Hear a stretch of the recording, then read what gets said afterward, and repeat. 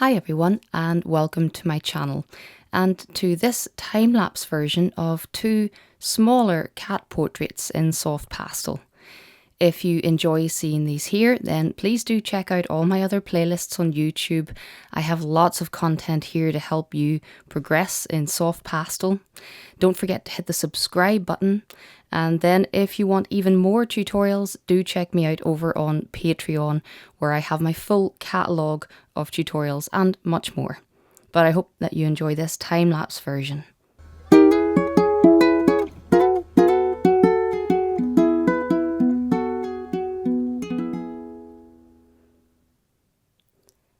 So I decided to combine both of these small portraits into one video. They're both going to the same client, and I've painted them kind of as a little pair.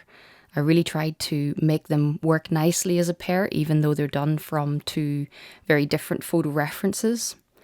So I thought that I would combine them into one video so that you can see my approach, how it differs in both of them, and also perhaps see what things are similar between the two pieces, as I really intended to make them work nicely as a pair, and I hope that they'll look nice on a wall together. So the main thing that I was trying to do was to use the colours to tie both pieces together. They're both a very different pose, two very different looking cats. And even the setting in this piece, it's quite quirky with this cat coming out of the little cat box. But my idea was that by using the same palette of colours between the two pieces, that I could make them work as a pair. And there are a lot of colours in common between the two paintings, so it looked like it might be possible. So I've made sure to use lots of these greys and purple tones in the next portrait too, which you'll see just a bit later. So the first thing that I work on is the texture of the grey cat box, and I'm presuming that this is one of those climbing apparatus things that you get for cats to play on, with all of the soft grey fuzzy enclosures and little platforms. And I really wanted to give some impression of the texture of this as well, as it's quite soft and fuzzy. But I don't have to go into huge detail on this grey background. Hopefully, by including more crisp detail in the cat's face, it'll really help it seem like it's coming out towards us, give us that 3D feel or that sense of depth. So I move on to the cat, and the photo reference for this one wasn't 100% crisp and clear. It was a little bit difficult to make out some of the details in the cat, and I did use Photoshop as I worked along on this to lighten certain areas, help me see a little bit more detail in the fur.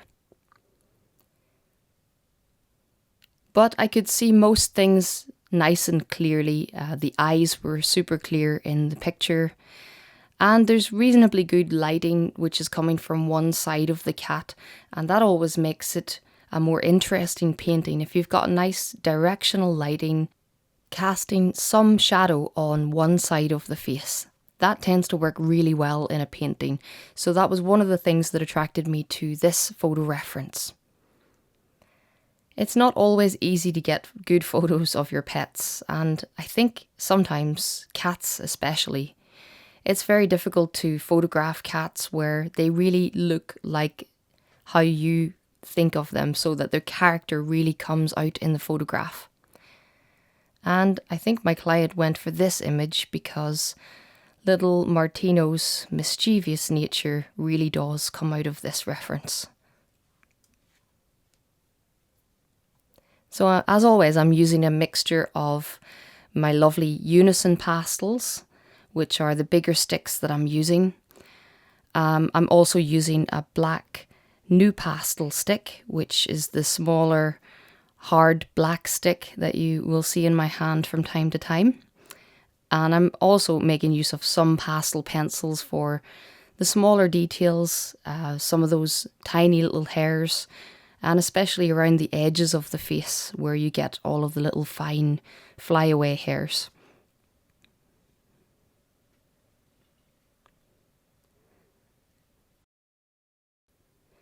But I try to make use of the pastel sticks as much as possible.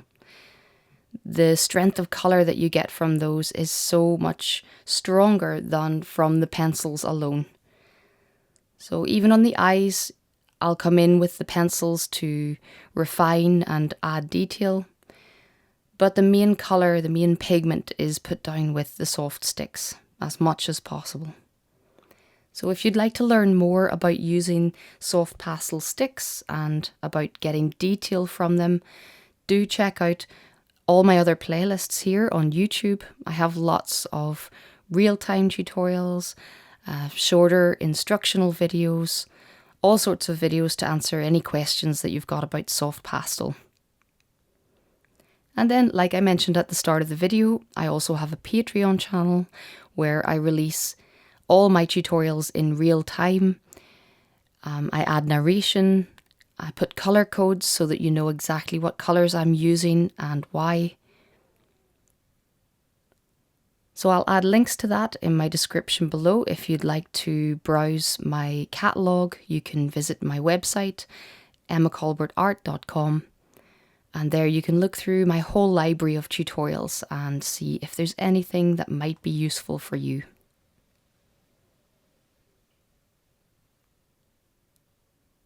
So I've been painting a lot of cats recently, both domestic and wild. I've now got quite a big selection of cats in my tutorials library, ranging from tiger, cheetah, puma, lion, all sorts of wildlife, as well as a selection of different colours of domestic cats. So I'm hoping that I can eventually cover every type of coat, every colour of cat that you might find. So this was a great one to add to the collection, a little black and white. A cat that I haven't filmed before. I've painted black and white cats before, but not during my days of filming, so I was very pleased to work on little Martino. And then on to his friend, Buddy. So first thing is that very plain background.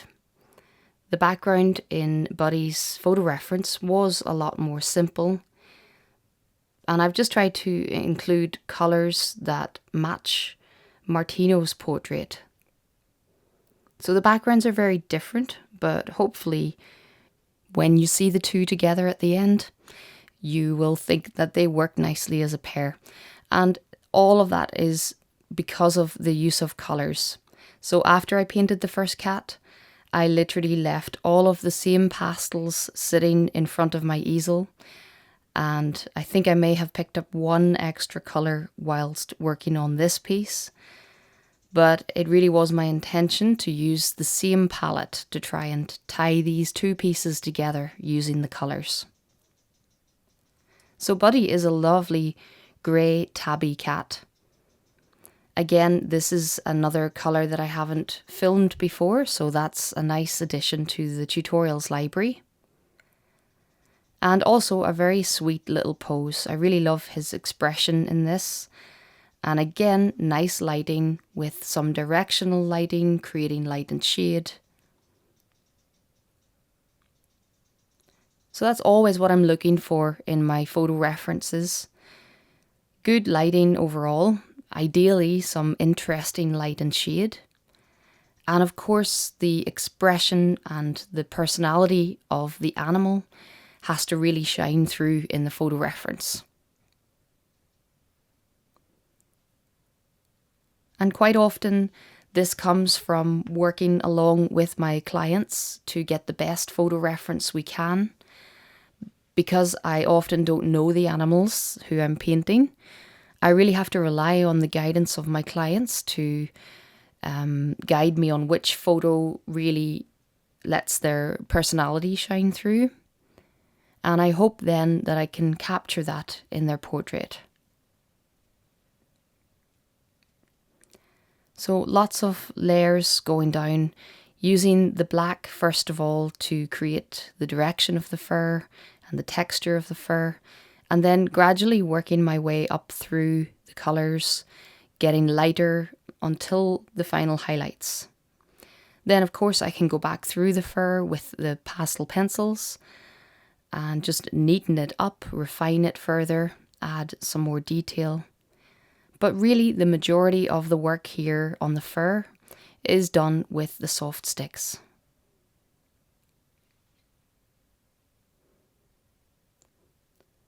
So also in my description, I always put a link to all of my favourite materials and where you can purchase them from. So if you're interested in purchasing any of the materials that I'm using here, do check out that link in my description. I'm working on pastel matte paper for both of these portraits.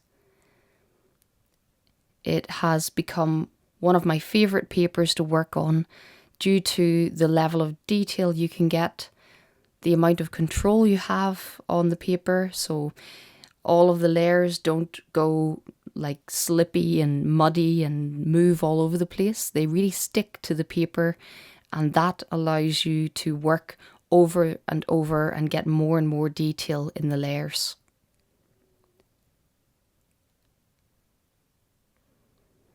So if you're just starting out in pastel, there are lots of things to consider. The pastels that you're using, firstly, but also the pastel paper that you're using. Sometimes the paper is even more important than the pastels that you're using, as each one behaves so differently. If you're interested in learning more about pastel papers, I've got a really extensive review here on YouTube showing the difference between 15 different pastel papers. So if you're looking more information on soft pastel, do check out all my other playlists here on this channel.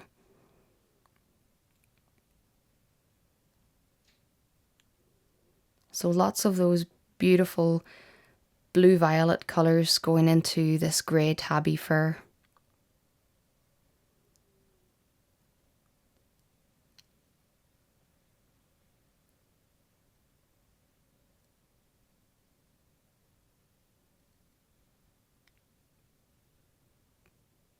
But always choosing the same tones that I used in the first portrait.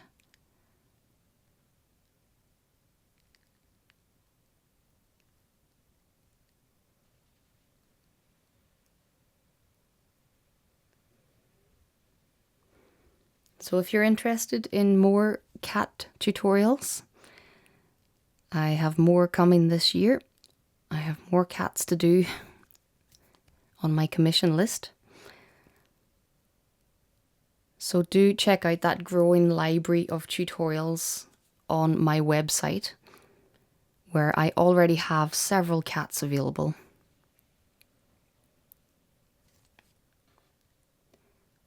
But thanks very much for watching this here. I hope that you've enjoyed seeing this speeded up version, and I hope it gives you some idea of my process.